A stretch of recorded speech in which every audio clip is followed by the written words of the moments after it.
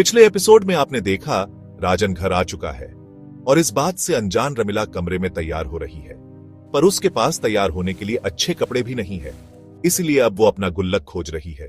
अब आगे अंदर से गुल्लक टूटने की आवाज आई। भानु ने अपना बरसों पुराना गुल्लक तोड़ा।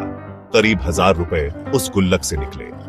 पैसे निकाल वो खुद से बोली कि एक नई साड़ी खरीद लाती हूं। कहीं ऐसी में राजन को पसंद नहीं आई तो वो कहेंगे कैसी गवार लड़की है, कपड़े भी नहीं हैं अच्छे। इसके पास ये सोचते सोचते वो बाहर आई। जैसे ही बाहर आई उसने देखा कि उसके ससुर की कुर्सी पर बैठा कोई आदमी अखबार पढ़ रहा था। ये कहती हुई वो उसके सामने गई, पर अखबार कारण उस लड़के का चेहरा नहीं दिख रहा था। उसने तुरंत अखबार को खींच लिया। उसके सामने उसका राजन था।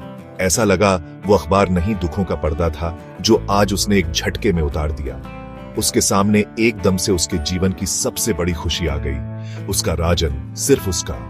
उसकी आंखें मानो खुशी के समंदर में डूब गई। वो कुछ बोल नहीं पा रही थी, पर उसकी आंखों से कल कल बहती अश्रुधारा सब कुछ कह रही थी। चुप ही रहेगी या कुछ बोलेगी भी पगली? ये कहते समय राजन के चेहरे पर जो खुशी आई थी, मानो उसका संसार उसके सामने हो। भगवान की 3 लोकों की संपदा भी आज उसे दे दी जाती तो भी वो आज भानु के लिए उसे भी छोड़ सकता था। भानु ने राजन के पैर छुए और अपनी हालत देखी और शर्म के मारे नीचे देख लिया। उसे लगा राजन सोच रहा होगा कितनी गंदी है।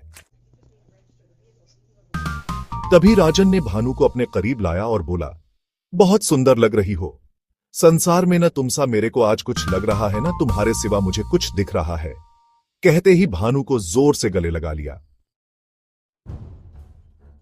मानो प्रेम की 2 नदियों ने एक होकर एक समंदर बना लिया हो।